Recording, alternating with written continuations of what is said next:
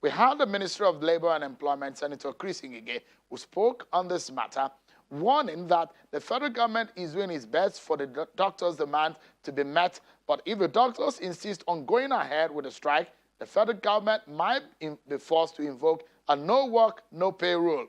Tonight, we have the other side in this matter. The president of the National Association of Resident Doctors, Dr. Wilawa Okuwasoyi, he joins me here in our Lagos studio. Thank you so much, Doctor, for joining us tonight. Thank you, Shil. It's nice being here. I think it's best for us to start a conversation for you to react to what the minister said, particularly about you. And he said he wasn't happy with you that on this strike, that there was an agreement with your colleagues, you took ill, and you reversed and discarded all of the agreement made. How do you react to that? Thank you very much, and happy Easter to everybody. I think, firstly, I would like to commend you for your work, and you have been able to throw people into having aneurysms and busting bubbles on air.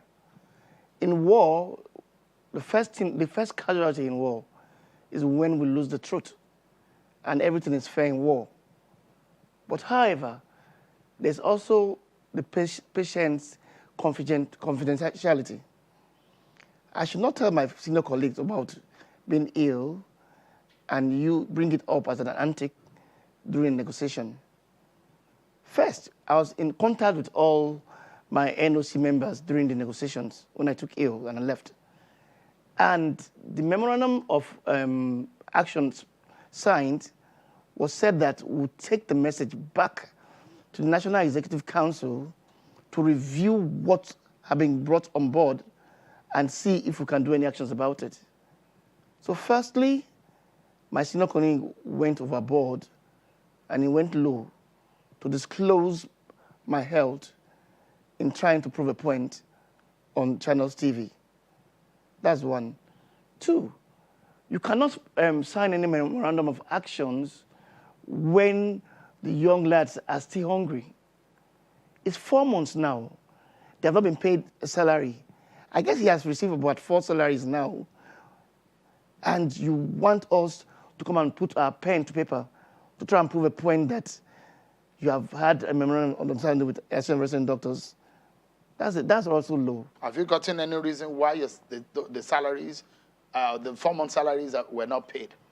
It ranges from them having to be paid through quarter, which I must accuse the registrar of the MDCN, Dr. Sanusi, for being the fault of that. And he actually is one of the persons that's leading us to that strike. Two, the overbloated one, he said yesterday that some lists were overbloated. The list we had from Nigerian Association of Resident Doctors were 2,136 house officers in the 42 institutions. Of the 19 that were paid, only half were paid. Some were paid 66,000 naira. Some were not paid at all. Some were paid for just 1 month of 3 months. That's talking now is 4 months. And you expect us, as an association that takes its welfare of its members, to go back and call off the strike? That's a big joke. Or you want to tell us that people that work on gift mix, when you know that there's a constant brain drain in Nigeria to go back to work when they have not been paid 4 months?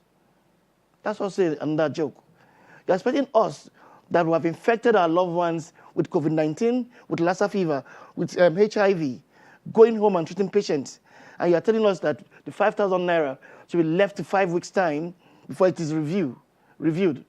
This review has been up there for over 9 months. What have the government done about it? Those are questions we really need to ask about. Let's take it one after the other and quickly too, because there are a few issues here on the table that a lot of Nigerians, especially those who have gone to the hospital today, it's Easter holiday. The sick people who have gone to the hospital, they may not be attended to because of the strike action. So we're looking for solutions here, Doctor, isn't it? Did you disown or discard? There was an agreement when you took ill and you went to the minister's office. Did that memorandum of understanding, did that agreement stand? It doesn't stand. Is it because you don't agree with it?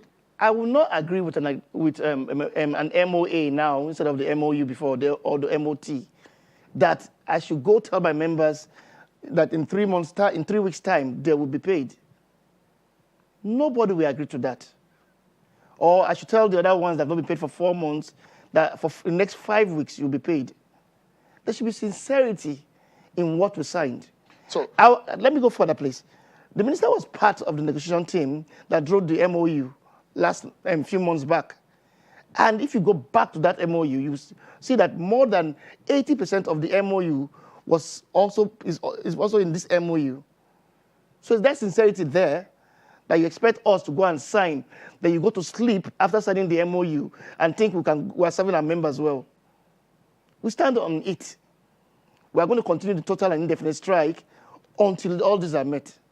And you can use the big cane, the antics of government, no work, no pay. You're not afraid of that? Or bring locum doctors. Because locum doctors now cannot take over specialist doctors or doctors in training, can do surgeries for you, can be a neurosurgeon, can be an orthopedic surgeon, can be a cardiologist, because you want to substitute the truth for falsehood.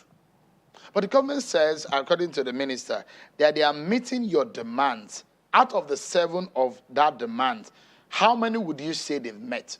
1. Out of the 7? Yes, abolishment of the bench fee.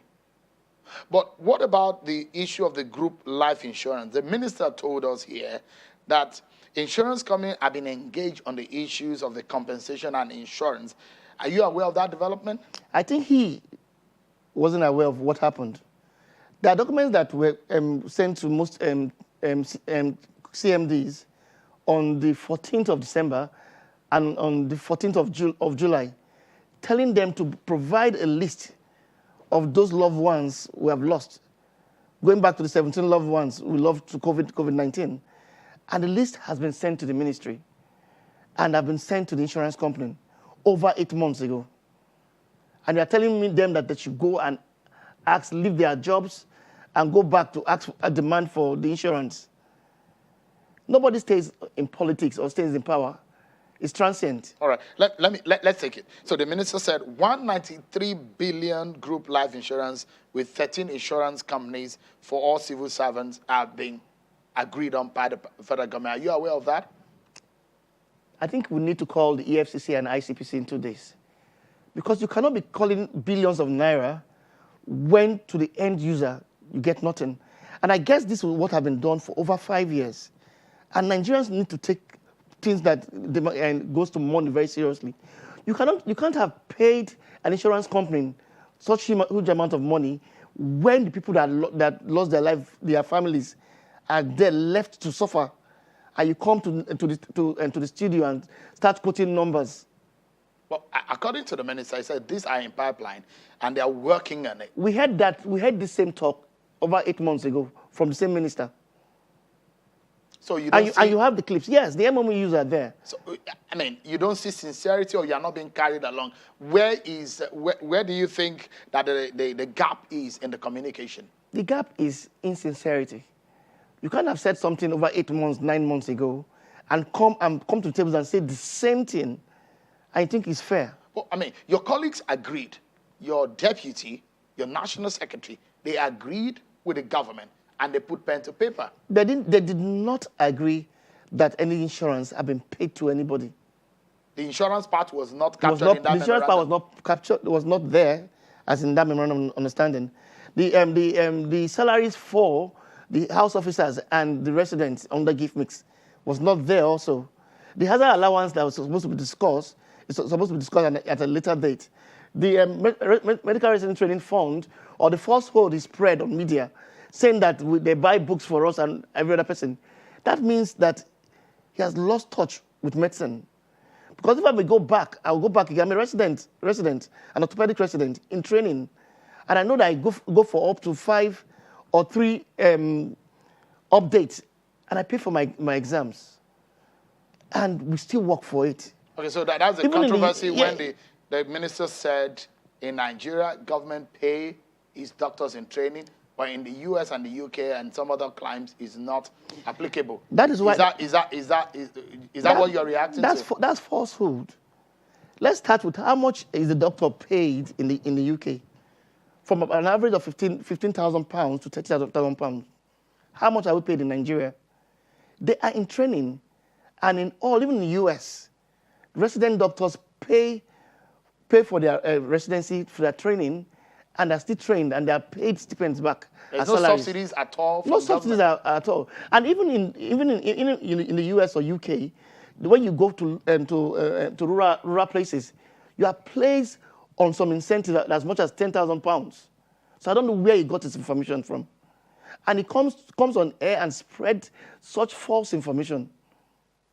Or maybe he has an information that you don't have. Oh, it's lost with nature in medicine. But if you are a resident, you should know what the rigors of going to residency is. Okay. You should know what things to make you a consultant, that you go through updates, go through exams, and go to places where, as an example, go to a place that you don't have training there. You have to go pay for housing, pay for accommodation, pay for your bench fee, and pay other things, which amounts to over 700,000. I paid 480,000 naira just to go train in another institution. Is he aware of that? So, in this sense, let's come back and round up on the issue of this agreement with government. I mean, it's the fourth day, and people are grounding because of the lack of attention that your colleagues who are on strike are not giving the patients. Now, you're supposed to subject the memorandum or the understanding agreement with government to the ratification of the neck of your association. Has that been done? Yes. So did they ratify it? We went through the agreement, and what we discovered was there's nothing to agree upon. There's no way you can have your colleagues not being paid for 4 months, or in absolute not being paid for 20 months, or in IMSOT not being paid for 5 months, and you go and tell them we're calling off a strike. They are humans also. So the NEC had disagreed on it? Totally. Okay, so to wrap up now, where do we go from here? The minister said the conversation and discussions will reopen on Tuesday. Are you going to Abuja for that meeting? Yes, I'll be in Abuja tomorrow. But let's go back to it. If we are sensitive enough to Nigerians and to the patients, should we go on holidays in trying to break out peace in this strike? That is where we fail. We fail to go to sleep and don't put ourselves first before the patients and before Nigerians. They need to wake up to their responsibilities. All right. So it's you are not backing down at all. No. Until they meet all of the demands. Yes. And you say out of 7 is only one they've met.